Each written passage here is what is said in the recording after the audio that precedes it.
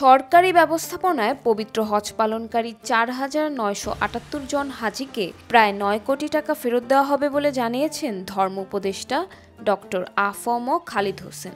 রোববার চলতি বছরের হজ ব্যবস্থাপনায় বাংলাদেশের অর্জন নিয়ে সচিবালয়ে এক ব্রিফিংয়ে তিনি এই কথা বলেন। তিনি বলেন, আমরা এবছর হজ প্যাকেজে বাড়ি ভাড়ার জন্য যে পরিমাণ টাকা ধার্য করেছিলাম তার চেয়ে কিছু কম রেটে বাড়ি ভাড়া পেয়েছি এবং অনেক ক্ষেত্রে সার্ভিস চার্জও কিছুটা কমেছে। এরই মধ্যে আমরা পুঙ্খানুপুঙ্খ হিসাব চূড়ান্ত করেছি।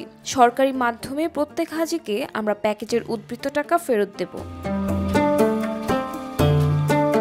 উপদেষ্টা জানান, সাধারণ হজ প্যাকেজ 1-এর হাজিদেরকে 4, 5 ও 6 নম্বর বাড়িতে রাখা হয়। 4 নম্বর বাড়িতে পূর্ণ ও শর্ট প্যাকেজের হাজিরা প্রত্যেকে 5,315 টাকা এবং 23,027 টাকা ফেরত পাবেন। আর 5 ও 6 নম্বর বাড়িতে পূর্ণ প্যাকেজের হাজিরা প্রত্যেকে 13,570 টাকা এবং 5,315 টাকা ফেরত পাবেন। তবে 5 ও 6 নম্বর বাড়িতে শর্ট প্যাকেজের কোনো হাজি রাখা হয়নি।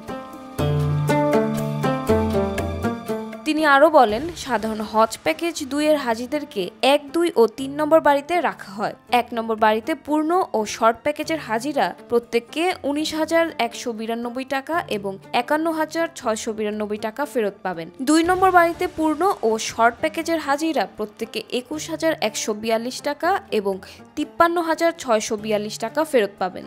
আর 3 নম্বর বাড়িতে পূর্ণ প্যাকেজের হাজিরা প্রত্যেকে 24,262 টাকা ফেরত পাবেন। তবে এ বাড়িতেও শর্ট প্যাকেজের কোনো হাজি রাখা হয়নি। উপদেষ্টা জানান, যত দ্রুত সম্ভব আমরা তাদের ব্যাংক অ্যাকাউন্টে টাকা ফেরত পাঠাবো। এদিকে 10 জুলাই হজের ফিরতি ফ্লাইট শেষ হয়ে 87,145 জন হাজি দেশে ফিরেছেন।